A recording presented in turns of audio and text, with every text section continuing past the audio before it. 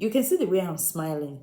Congratulations to all Nigerians all over the world, because with the comments I read, the speech that your president gave, that T1nubu gave, that is going to make Nigeria a place that is going to be like it's going to be comfortable for every Nigerian citizen and for the people that are coming to visit.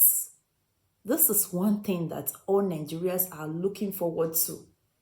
But however, even if you have not done it, even saying it, because it's the first time we are hearing, like me, I'm hearing such ways, like serious one, being used in a place, in a foreign land. Because for those of you that doesn't know, he met with the Indian president and they exchanged, promises and how they are going to manage the money they are holding. I beg, they like make they bring and come for now.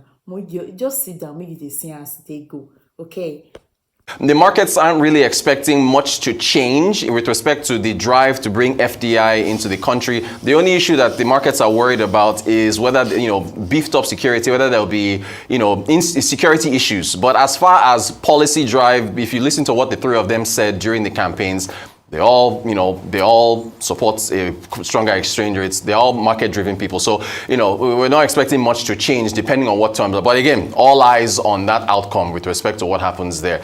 Oil prices. Rufai, I liked what you said. Rufai said anytime anybody says market forces, I do a little dance. So Rufai said with oil at $90 a barrel, market forces mean you would pay more at the pump. So hey, and we are still subsidizing. Well, thank you. So you can't cap prices because this is not the time to be doing it. Again, if anybody is wondering why, Saudi Arabia is saying, yeah, that's what I'm saying, but you shouldn't be doing it. You should let the market do it. So Saudi Arabia is cutting their 1 million barrel per day cut. They're extending it to December. Russia also, their 300,000 barrel per day cut in exports. They're extending that. So prices, and it is alarming everyone. Higher oil prices do have put downward pressure on countries across the world because things just get more expensive. And the US especially, they have an election coming up next year. So this is the last thing they want to see. In Germany, a huge drop in factory orders over in Germany. There are factory orders for July plummeting 10.5% year on year, 11.7% month on month. The estimates were between 4.3 to 4.5. So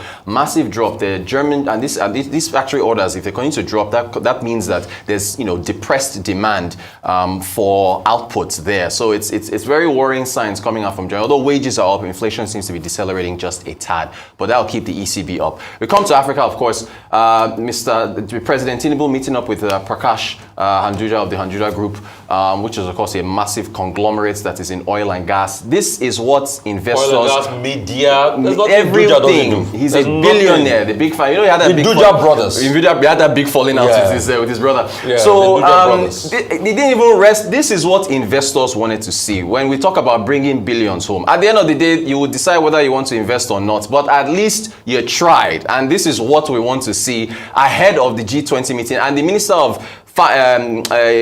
Investment and Trade needs to continue this. So this is the president leading from some quotes that were taken from there, very interesting quotes from this meeting. Here's what part of what the president said. He said, we are here for business. I am here to personally assure our friends and investors that there is no bottleneck I will not break. Nigeria will become one of the most conducive places on earth to make good profits and create lasting jobs. This is milk and honey to any capitalist that has their money in this country. That's what you want to hear. He continued. He said to the Mr. Prakash, with my support, there is nothing standing in your way of enjoying the unrivaled opportunities presented by our massive markets and the indigenous and hardworking nature of the Nigerian people. We are open for business. And then Mr. Prakash then replied to the president. Here's what he said, according to the spokesman.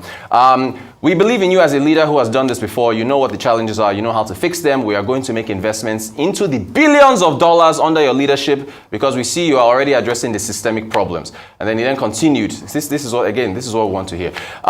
He says that, look, I'm ready now to sign an MOU and to begin execution. You tell me who to liaise with and we will get to work immediately. particularly with respect to bus and automobile manufacturing in Nigeria, amongst other areas. Innocent might not like hearing that, but let's continue. Then the president responding to him, president now turned to the Minister of Finance. He said, Ministers of Trade and Finance, the two of you will follow this up immediately, and you will draw up the terms to the satisfaction of both parties. If there are any issues at all that require my intervention, they must be brought to my attention immediately. Ha! May this continue. This is what we want to hear. What else is happening? South Africa GDP, I think. No, here's insurance. The insurance sector. This is, again, part of the T1nubu empire. Since we're talking of the Nigerian group, this is the Elumelu group of the empire. Here's Insurance Group, 2022 performance, gross written premiums, 20 billion naira. This, I think, is the second or third year of operations for the company. I think it's second. 226% growth there. Underwriting profit, 2.7 billion. Claims paid. Very important to see how much they're paying out in claims. Very important so that, if you have an insurance claim, it's met. Profit before tax, 8.49 million. The Heirs Life Insurance and Group Insurance also reporting big jumps in their gross written premiums. The insurance penetration in Nigeria needs to be deepened, and we need more players in the sector like this. T1nubu wants to disrupt the insurance sector. More news. Okay, South Africa economic growth released yesterday, 0.6%. I mean, South Africa is just yikes.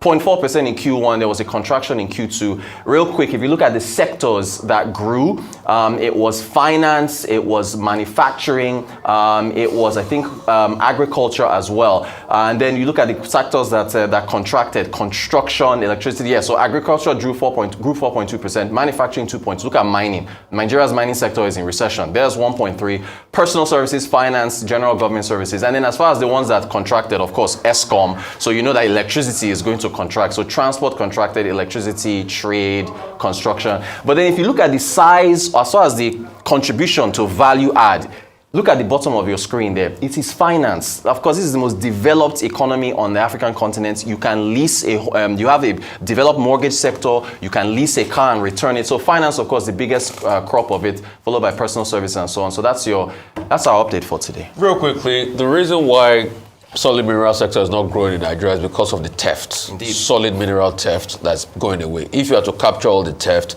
we should be growing. Secondly, I have always, you see, because in all of this brouhaha, I've seen a lot of people try to blackmail me because they don't understand nuanced arguments, but it's fine. I have always supported subsidy removal. My position has always been, and that's why I'm happy Governor Fayemi to tell the truth, all right, about the matter in 2012. My argument has always been develop alternative sources of energy. CNG gas, if it kicks, so that people can have alternatives. If Induja comes in and build more CNG cars and buses at very good rates, good. But let's develop CNG. The presidential initiative on CNG, 250 billion, let that be up and running so I can buy my CNG just like I buy my fuel everywhere and have alternative sources so you can have a choice. That's how our economy is supposed to run. So I'm in support of that. And also, you cannot say, oh, we're pulling out subsidy without forensically auditing the NNPC, because there's been a lot of shenanigans going on that people have been complaining back and forth as regards. So that's just my position on this issue. Secondly, it's quite a very dicey one for America with all of this. You know why? Because in the 70s, when crude oil price slumped, they built a strategic national reserve of crude oil. And because of that, now, what is happening is, we have live pictures. You can see on the screen there for the elected people are all seated and all eyes on the judiciary. All eyes on the judiciary. So, but moving on as a result of that. So America recently, to be able to buffer the effect of high petrol prices, they've been releasing a strategic natural reserves, and that number has reduced. So now America is planning on buying back what they release, but prices are very high for them. So they can't buy. They can't buy. So it's a big problem with them. And now prices topping $90 per barrel now is more conundrum for America, vis-a-vis the fact that you have an election coming up. Joe Biden is up against, Donald Trump. Let's see how all of this. Trump hasn't won the nomination yet, but if he doesn't go to jail, hopefully we will. So, all right, yeah. I know we have to go very soon, Dr. All eyes on the judiciary. Just a number of things to point out. The first is President Tinubu's trip to India. We were told that he was going for the G20 and that there will be a roundtable, Nigeria-India presidential roundtable, and also a business group B20 meeting in which Nigeria will participate. I raised a question earlier, and I think it needs to be reiterated as follows: that President Tinubu traveled for a September 9 to 10 event on September 4. Why? The invitation that we're told is from the president or the prime minister of India, was it dated that he should arrive on September 4? Who received him when he arrived? We've seen the presidency releasing pictures of his meeting with the Hinduja group, yes, which is a transnational Indian group over 109 years. Yes, you've quoted promises, rhetoric, or come and invest in Nigeria, Minister of Trade being directed. Nigeria does all of that. You know, usually we don't follow up. I tell you, it's when we see the outcome that we will believe it. The Ministry of Foreign Affairs is a ministry that is very busy with ceremonies. They will always organize ceremonies for the president of Nigeria. And president, one after the other, they enjoy these ceremonies because of the photo opportunities. I want that what we're going to India to do may well be at best photo ops. And the pictures are already coming out. So meeting with Hinduja group, that's not the news. I would have preferred it if President T1nubu was received at the airport by Narendra Modi himself. Okay, you give excuse. You say he's at the ASEAN conference ahead of this thing. But why go to a September 9 event on September 4? Is there a linkage between that and the September 6 delivery of judgment in the presidential election petition at the tribunal? So I just urge Nigerians to try to look at all of this and do the connections. So when President T1nubu maybe arrives and we face a burlesque on our hands, or a melodrama, or a farcical, sycophantic reception for him, in case he triumphs at the tribunal, then it will look like, you know, people are just taking us for a ride. So we put up our thinking caps,